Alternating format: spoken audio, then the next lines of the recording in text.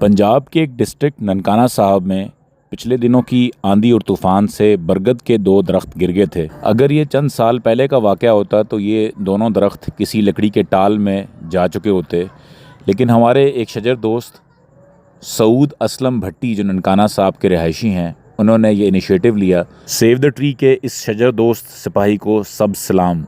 आइए उसकी बात सुनते हैं। अस्सलाम वालेकुम सर, ये मैं ननकाना डिस्ट्रिक्ट से मोहम्मद सऊद असलम। ये देखें सर, हमारे लास्ट रिसेंटली स्टॉर्म से ये 2 बरगद के पेड़ थे, गिर चुके हैं और अब हम इनका वज़न ऊपर से कम कर रहे हैं, सिक्योर करने की कोशिश कर रहे हैं, सेव करने की। और इंशाल्लाह अभी एक्सकेवेटर आ रहा है जो इन्हें रिकवर करेगा।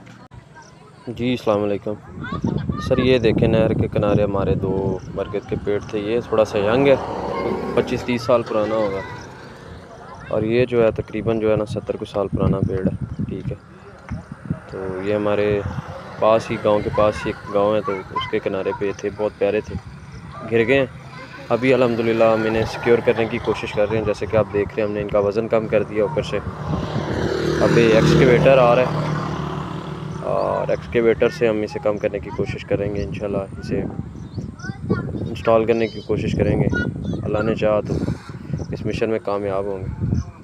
ये हमारी जो लोकेशन है ननकाना साहब के करीब, और ननकाना साहब हमारा डिस्ट्रिक्ट है, और गांव पका किला के पास हमारी जो लोकेशन है।